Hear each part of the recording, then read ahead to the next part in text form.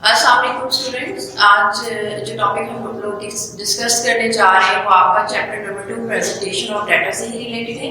अगर मैं previous lecture की बात करती हूँ तो प्रीवियस लेक्चर में हमने जो चीज़ डिस्कस की वो थी फ्रीक्वेंसी डिस्ट्रीब्यूशन। ठीक है, उसमें मैंने आपको फ्रीक्वेंसी डिस्ट्रीब्यूशन की डेफिनेशन जो थी वो बताई और साथ में हमने फ्रीक्वेंसी डिस्ट्रीब्यूशन से ही रिलेटेड हमने फ्रीक्वेंसी बनाई कि जब हम अन ग्रुप के लिए फ्रीक्वेंसी डिस्ट्रीब्यूशन बनाते हैं तो वो कैसे बनानी है और ग्रुप के लिए अगर हम फ्रीक्वेंसी डिस्ट्रीब्यूशन बनाए तो वो कैसे बनाना है। आज हम जो चीज डिस्कस करने जा रहे हैं जिसको आपने प्रैक्टिकली थर्ड चैप्टर में तो बार किया, मिड पॉइंट्स निकाले, क्लास बाउंड्रीज बनाई, इंटरवल्स को फाइंड आउट किया। प्रैक्टिकली आप लोग ये सारे काम जो है वो चैप्टर नंबर 3 में कर चुके हैं। आज हम देखेंगे कि अगर हम बाय डेफिनेशन इनको चेक करना चाहें तो वो हम कैसे करेंगे, इनकी डेफिनेशंस क्या होंगी, प्रॉपर डेफिनेशंस। तो पेपर में जो है सेकंड चैप्टर से रिलेटेड जो है डेफिनेशंस भी आ जाती है शॉर्ट क्वेश्चंस में 3 मार्क्स की, तो इनको भी डिस्कस करना बहुत जरूरी है। ठीक है, वन बाय वन हम आज जो है वो डेफिनेशंस को डिस्कस करते हैं। फर्स्ट डेफिनेशन जो मैं डिस्कस करने जा रही हूँ क्लास लिमिट। क्लास लिमिट क्या होती है या इसको हम कैसे आइडेंटिफाई करते हैं अपनी क्लासेस में या अपने ग्रुप्स में। इसकी डेफिनेशन क्या है? The smallest and largest value in a given class.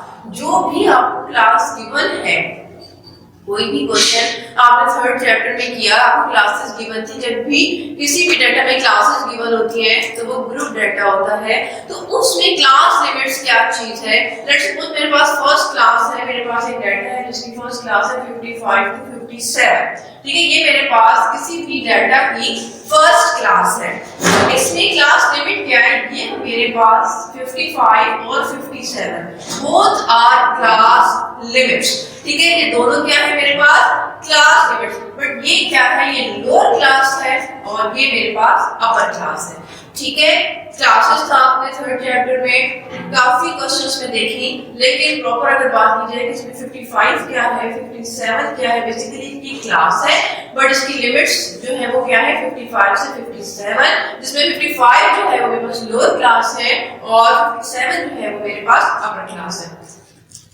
उसके बाद जो डेफिनेशन आती है वो है class boundaries. Class boundaries practically आप लोग जो है वो काफी टाइम जो है वो इसको निकाल चुके हैं, इसको सॉल्व कर चुके हैं। इसकी डेफिनेशन क्या होगी इसको चेक करते हैं। The class boundaries are obtained. Class boundaries कैसे निकाली जाती है?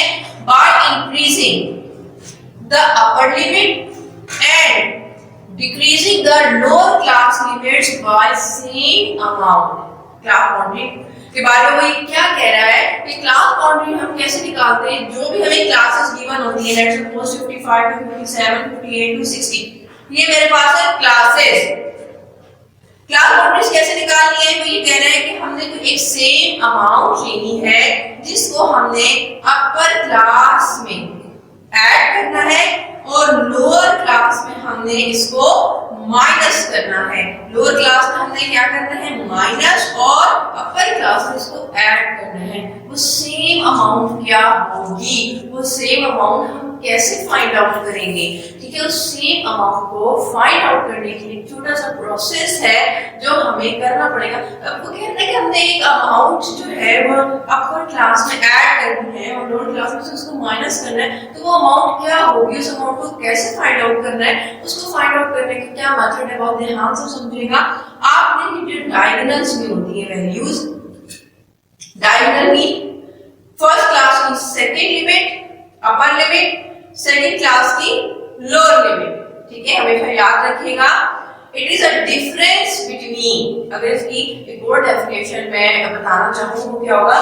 इट इज अ डिफरेंस, क्योंकि मैं दोनों को माइनस करूंगी। ठीक है, it is a difference between the upper limit of first class, lower limit of second class। देखिए ये फर्स्ट क्लास है मेरे पास और ये है सेकंड क्लास। इन दोनों को माइनस करना है। इट इज अ डिफरेंस, दोबारा बता रही हूँ कि वो जो सेम अमाउंट है जिसमें जो कि मैंने अपर लिमिट में ऐड करनी है, लोअर लिमिट में मैंने सब्ट्रैक्ट करनी है, वो कैसे निकलेगी?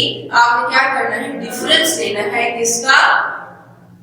अपर लिमिट ऑफ फर्स्ट क्लास और lower limit of second class, इन दोनों का डिफरेंस लेने के बाद जस्ट लाइक दैट 58 माइनस 57 और देन इनको हमेशा आपने डिवाइड कर देना है 2 से, तो जो सेम अमाउंट है वो मेरे पास आ जाएगी 0.5। ये बात हमेशा याद रखिएगा स्टूडेंट्स, जो 0.5 एक अमाउंट आ गई है मेरे पास, ठीक है।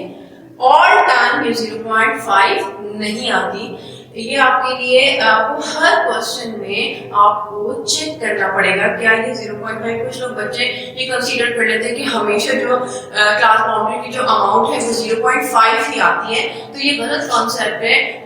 मोस्टली हम कह सकते हैं कि मोस्टली क्लासेस ऐसी होती हैं जिसमें हमारे पास जो अमाउंट है वो 0.5 आती है, बट ऑल केसेस में ये ट्रू साबित नहीं होता। तो आपके लिए बेहतर यही है कि आप उस सेम अमाउंट को पहले फाइंड आउट कर लें। फाइंड आउट करने का एक सिंपल सा मेथड है, ईच टाइम आपने जो है वो जो डिफरेंस लेना है उसको आपने डिवाइड करना है हमेशा 2 से, ठीक है। इसके बाद अभी मेरे पास एक अमाउंट आ गई 0.5। अब 0.5 को मैं लोअर लिमिट में से माइनस कर दूंगी तो आ जाएगा 54.5 और अपर लिमिट में से ऐड कर दूंगी तो 57.5 आ जाएगा। इसी तरह ये जो लोअर लिमिट है इसमें से मैं माइनस करूंगी तो 57.5 और इस में ऐड करूंगी तो 60.5, मींस के ये मेरे पास क्लास बाउंड्रीज बन गई। क्लास बाउंड्रीज हम किस डाटा का बनाते हैं और किस डाटा पर हमें क्लास बाउंड्रीज बनाने की जरूरत नहीं होती। ये एक इंपॉर्टेंट क्वेश्चन है, हर क्वेश्चन या हर क्लास में हम क्लास बाउंड्री जो है वो नहीं बना सकते, ठीक है। हमेशा याद रखिएगा कि क्लास बाउंड्री इन क्लासेस पर बनती है। मैंने अपने प्रीवियस लेक्चर में जो है वो 2 तरह की क्लासेस का जिक्र किया था, एक इंक्लूसिव और एक एक्सक्लूसिव, ठीक है। इंक्लूसिव क्लास क्या थी? इंक्लूसिव क्लास ऐसी क्लास होती है जिसमें कोई भी वैल्यू जो है वो रिपीट नहीं होती है, ठीक है।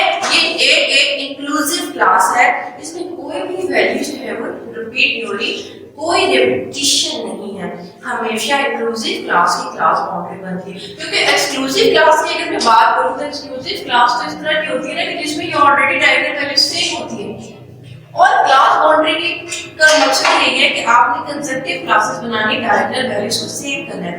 तो अब जो क्वेश्चन है ना उसमें 2 तरह की क्लासेस होती हैं, एक इंक्लूसिव और एक एक्सक्लूसिव। तो हमेशा जो अगर वैल्यूज ऑलरेडी सेम है क्लासेस कि जो एक की अपर दूसरे की लोअर अगर सेम है तो ऐसे डाटा पर क्लास बाउंड्री बनाने की जरूरत नहीं है।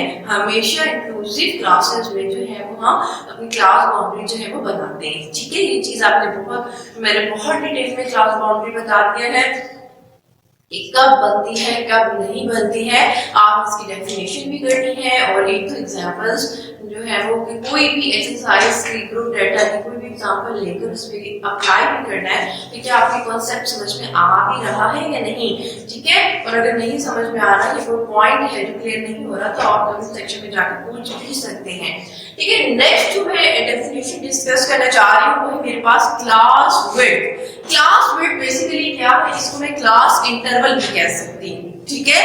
क्लास इंटरवल और क्लास विड्थ, ये वाली definition, class interval and class width both are same. Class interval निकालने का जो मेथड मैंने बताया है हमेशा उस मेथड से निकालेंगे तो कभी भी इंटरवल जो है वो आपका रॉन्ग नहीं होगा, ठीक है। बहुत ध्यान से सुनिएगा कि मैं क्या बता रही हूँ। क्लास इंटरवल आपने कैसे निकालना है, पहले इसकी डेफिनेशन चेक करते हैं। The class width interval is a difference between 2 upper limits of consecutive classes. Let's suppose मेरे पास एक क्वेश्चन उसकी क्लासेस है, फर्स्ट क्लास है 55 to 57 और सेकंड है 58 to 60। हमेशा याद रखिएगा कि इंटरवल जो आपने निकालना है वो आपने इस तरह निकालना है 2 अपर लिमिट्स को माइनस करके, ठीक है। 60 minus 57 that is equal to 3। तो ये मेरे पास आ गया क्लास इंटरवल। इसी तरह अगर मैं कहूं कि आप अगर ऐसे निकाल लें, इस तरह निकाल लें 55 to 57 2, तो ये रॉन्ग होगा, ठीक है। हमेशा जो आपने क्लास इंटरवल जब भी निकालना है 2 अपर लिमिट्स का डिफरेंस लेके जो क्लास इंटरवल निकालते हैं वो रिलायबल होता है और इसमें कोई मिस्टेक होने के कोई चांसेस नहीं होते हैं। इस तरह 58 माइनस 60 या 55 माइनस 57 जो है वो उनका डिफरेंस लेंगे तो इंटरवल आपका रॉन्ग होगा, आपका आंसर जो है वो मैच नहीं होगा। ठीक है, हमेशा क्लास मिड कैसे निकालना है, क्लास इंटरवल कैसे निकालना है, टू अपर लिमिट्स को आपने माइनस करके निकालना है। इसके लिए जो आपने नोटेशंस यूज करनी है वो कौन कौन सी है, एच एंड आई। कहीं आपको एच के नाम से इसको पुट करना पड़ेगा और कहीं आई के नाम से। ठीक है, उसके बाद जो डेफिनेशन आती है वो आती है class mid points. Class mid points बहुत टाइम आपने निकाला है, थर्ड चैप्टर में ग्रुप डाटा के जितने क्वेश्चंस हमने किए उसमें हमें क्लास मिड पॉइंट की लाजमी जरूरत पड़ी है। क्लास मिड पॉइंट की अगर मैं बात करूं तो क्लास मिड पॉइंट्स को हम डिनोट किससे करते हैं, एक्स से डिनोट करते हैं। ठीक है, अब इसकी बाय डेफिनेशन अगर मैं इसको डिस्कस करूं तो वो क्या, it is found by adding the upper and lower limit. जो भी आपकी अपर और लोअर लिमिट होती है उनको आपने क्या करना है, ऐड करना है, and divided by two. For example आपके पास ये क्लासेस हैं, ठीक है, क्लासेस आपके पास क्या है, 55 टू 57, 58 टू 60। मिड पॉइंट आपको कैसे निकालना है, ये जो दो क्लासेस हैं इनको आपको क्या करना है, ऐड। ठीक है, और डिवाइडेड बाय करना है 2। इनको जब अगर मैं ऐड करूं तो वो क्या आएगा, 55 plus 57 by 2 that is equals to 112 by 2। और फाइनली मेरे पास जो फर्स्ट मिड पॉइंट आता है वो आ गया है 56। ठीक है, इसी तरह सेकंड क्लास का अगर मैं मिड पॉइंट निकालूं तो मैं कैसे निकालूंगी, मिड पॉइंट में हमेशा class limits, upper limit lower limit add होते हैं, देन हम उसको करते हैं डिवाइडेड बाय 2। सेकंड क्लास में मैं बात करूं तो 58 प्लस 60 बाय 2 करेंगे तो फाइनली हमारे पास जो भी वैल्यू आएगी 59, तो हमारे पास सेकंड मिड पॉइंट होगा। ठीक है, मिड पॉइंट फाइंड आउट करना बहुत इजी, लेकिन कुछ स्टूडेंट्स जो हैं क्लास बाउंड्री और मिड पॉइंट इसको थोड़ा सा मिक्स कर देते हैं। क्लास बाउंड्री में हमसे डायगोनल्स की वैल्यूज को माइनस करना है एंड देन डिवाइडेड बाय 2 करना है, बट जो आपके पास मिड पॉइंट्स होते हैं उसमें आपने जो भी क्लास होती है उसको ऐड करना है, देन डिवाइडेड बाय 2 करना है। इन दोनों को, ये दोनों का डिफरेंस बोर्ड पर मौजूद है और इसको आपको रजिस्टर्स के ऊपर भी लिखना है ताकि कमी आपके जो लेक्चर्स हैं या से रिलेटेड क्वेश्चन होते हैं उसमें ये दो कॉन्सेप्ट आप हरगिज़ मिक्स ना करें, क्योंकि बहुत से स्टूडेंट जो है वो दोनों कॉन्सेप्ट को मिक्स कर देते हैं। अच्छा, उसके बाद हमारे पास जो नेक्स्ट डेफिनेशन आती है वो है क्यूमुलेटिव फ्रीक्वेंसी। बहुत टाइम आपने निकाली है क्यूमुलेटिव फ्रीक्वेंसी। आपको ये भी पता है कि क्यूमुलेटिव फ्रीक्वेंसी जो है वो फ्रीक्वेंसी वाले कॉलम से बनती है। यानी क्यूमुलेटिव फ्रीक्वेंसी की बात की जाए तो इसके लिए अगर एफ का कॉलम आपको गिवन है तो आप इजीली क्यूमुलेटिव फ्रीक्वेंसी को फाइंड आउट कर सकते हैं। इसकी डेफिनेशन क्या है, इसको चेक करें। Cumulative frequency is the sum of frequencies for several consecutive classes of a frequency distribution। वो ये कह रहा है कि क्यूमुलेटिव फ्रीक्वेंसी में हम क्या करते हैं, अपना जो फ्रीक्वेंसी जो कंसेक्टिव्स आ रही होती है, लगातार जो फ्रीक्वेंसीज आ रही होती हैं इनको ऐड करते चले जाते हैं। ठीक है, डेफिनेशन में वो ये क्या कह रहा है कि क्यूमुलेटिव फ्रीक्वेंसी में हम क्या करते हैं, जो कंसेक्टिव हमारी फ्रीक्वेंसीज आ रही होती है इनको हम ऐड करते चले जाते हैं, तो हम जो कॉलम हमें मिलता है वो होता है क्यूमुलेटिव फ्रीक्वेंसी का। अब क्यूमुलेटिव फ्रीक्वेंसी की अगर मैं बात करूं स्टूडेंट्स तो आप लोगों ने थर्ड चैप्टर में, ठीक है, थर्ड चैप्टर की बात कर रही हूँ, आपने मीडियन को फाइंड आउट करने के लिए क्यूमुलेटिव फ्रीक्वेंसी निकाला। ठीक है, उसमें क्यूमुलेटिव फ्रीक्वेंसी बेसिकली 2 टाइप्स की होती है। ठीक, हमने सिर्फ 1 टाइप ही यूज की, मोस्टली लेस देन वाली जो है वो टाइप क्यूमुलेटिव फ्रीक्वेंसी यूज होती है। लेकिन सेकंड चैप्टर की अगर मैं बात करूं तो क्यूमुलेटिव फ्रीक्वेंसी कभी वो ये कहेगा कि लेस देन वाले मेथड से निकाले, कभी वो ये कहेगा कि मोर देन वाले मेथड से निकाले। तो दोनों मेथड में आज आपको बता रही हूं कि लेस देन में क्यूमुलेटिव फ्रीक्वेंसी कैसे निकालनी है और मोर देन में हम क्यूमुलेटिव फ्रीक्वेंसी कैसे निकालेंगे। लेट्स सपोज मेरे पास क्लासेस गिवन है और एफ गिवन है। मैंने आपको बताया कि क्यूमुलेटिव फ्रीक्वेंसी के लिए हमें एफ का कॉलम चाहिए। ये कोई भी डाटा मुझे गिवन है जिसमें क्लासेस ये हैं, एफ ये। ठीक, अब cumulative frequency for less than के लिए क्यूमुलेटिव फ्रीक्वेंसी में कैसे निकालूंगी, first value as it is, first में second value 4 plus 6 is equals to 10, second आ गई 10 plus 14 is equals to 24. 24 plus 12 equals to 36. 36 plus 4 that is equals to 40. And sum of frequency इन अगर मैं सब पूरे कॉलम का सम करूं तो 40 आता है, और जो f का सम होता है वो क्यूमुलेटिव फ्रीक्वेंसी की हमेशा लास्ट वैल्यू होती है। इसका ये मतलब है कि आपको क्यूमुलेटिव फ्रीक्वेंसी जो है वो ठीक निकालनी है। अगर मैं क्यूमुलेटिव फ्रीक्वेंसी मोर देन की बात करूं, मोर देन में हम कैसे निकालेंगे? मोर देन में हम जो है वो डिसेंडिंग ऑर्डर को फॉलो करते हैं, हम लास्ट वैल्यू से स्टार्ट करते हैं। जैसे लेस देन में हम फर्स्ट वैल्यू से स्टार्ट करते हैं, मोर में हम लास्ट वाली वैल्यू से स्टार्ट करते हैं। इसकी लास्ट वैल्यू है 4, तो first value as it is, ठीक है। उसके बाद हम क्या करेंगे, इस 4 में ये जो 4 आया है इसमें मैं प्लस करूंगी 12, तो 4 plus 12 is equals to 16. 16 plus 14 equals to 30. 30 plus 6 is equals to 36. 36 plus 4 is equals to 40. Means के less than में हमने फर्स्ट वैल्यू से स्टार्ट करना है और मोर देन में हमने लास्ट वैल्यू से स्टार्ट करना है, ठीक है। बहुत मुश्किल कॉन्सेप्ट नहीं है, बहुत इजी से कॉन्सेप्ट है, ठीक है। इसके बाद में एक और चीज, क्योंकि सारी चीजें भी मेरे सामने बनी हुई है, मैं बता देती हूँ कि relative frequency RF, relative frequency को हम RF से डिनोट करते हैं। वो कैसे निकालते हैं? रिलेटिव फ्रीक्वेंसी निकालने के लिए f की हर वैल्यू को हम डिवाइड करते हैं उसके टोटल से। First relative frequency 4 divided by 40, second relative frequency 6 divided by 40, third relative frequency 14 divided by 40, fourth 12 by 40।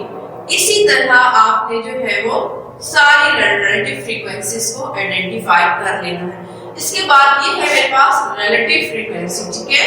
Relative frequency कैसे निकालते हैं? जब हम फ्रीक्वेंसी की ईच वैल्यू को, हर वैल्यू को उसके टोटल से डिवाइड करते चले जाते हैं तो वो हमारे पास रिलेटिव फ्रीक्वेंसी आ जाता है। इसके बाद अगर मैं बात करूं percentage relative frequency, percentage relative frequency कैसे निकालते हैं? परसेंटेज रिलेटिव फ्रीक्वेंसी में हम रिलेटिव फ्रीक्वेंसी को मल्टीप्लाई कर देते हैं 100 के साथ। Let's suppose just like this,